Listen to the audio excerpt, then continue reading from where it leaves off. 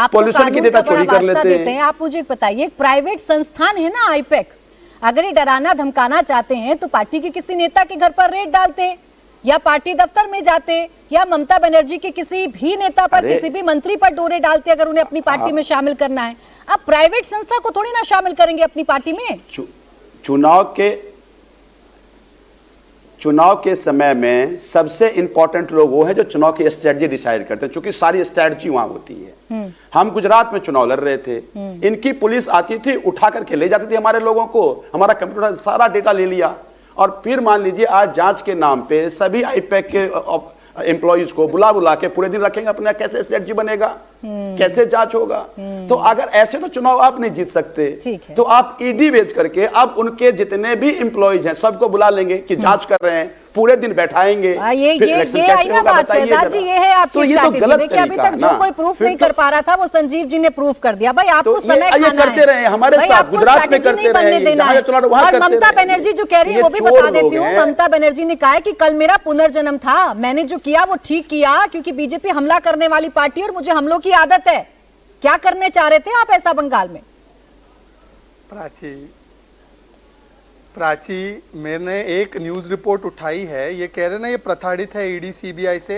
ये जब ईडी और सीबीआई की कार्रवाई शुरू हुई लिकर स्कैम में, तो पवन खेड़ा सबसे पहले आगे, हमने शुरू करवाया था ये स्कैम की इन्वेस्टिगेशन। अच्छा, अपने भाई जो है संजीव भाई, वैसे केवल विधायक नहीं, बड़े नेता है आम आदमी पार्टी के, ये छत्तीसगढ़ के भी शायद प्रभारी थे, तब ये बोलते थे भूपेश बाघेल पर ईडी कार्रवाई करे, वहां के लिकर स्कैम पर, तब इनको ईडी बड़ी अच्छी लगती थी। और फिर एक हमारी नेत्री है सबसे बड़ी चिल्लाने वाली, मामला है ये, शिक्षा का मामला नहीं है।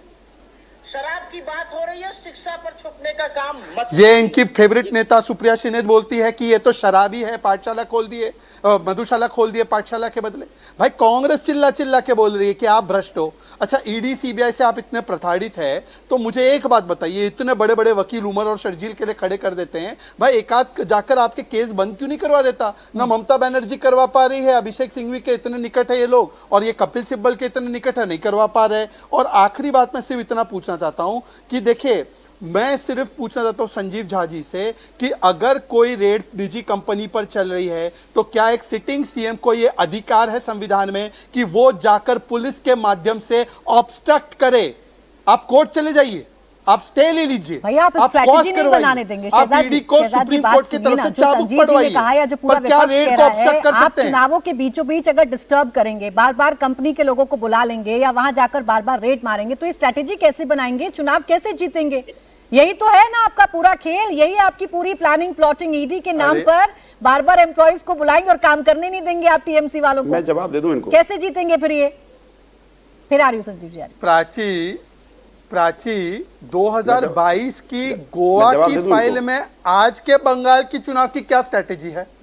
और मैं इनसे पूछना चाहता हूं, सुनिए ना, अगर ये स्ट्रैटेजी का मामला है तो बंगाल पुलिस क्यों जा रही है वो फाइल रिकवर करने? चलिए स्टेट गवर्नमेंट का हो तो समझ सकता हूं। ठीक, और जवाब दीजिए ना संजीव जी इस पर, फिर सुनील जी फौरन आपके पास आ रही हूं। संजीव जी इस बात का जवाब तो मुझे दे दीजिए। इतनी मैं फिर आपसे कोशिश कर रही हूँ सवाल पूछने का। इतना अगर कानून का आप हवाला देते हैं तो ये कौन सी कानून में लिखा है कि ईडी कार्रवाई करने गई है तो वहां सूबे की मुख्यमंत्री जाती है कार्रवाई के बीचों बीच और वहां से एक फाइल निकाल कर ले आती है और स्टेट पुलिस साथ में होती है? क्या ये ठीक है?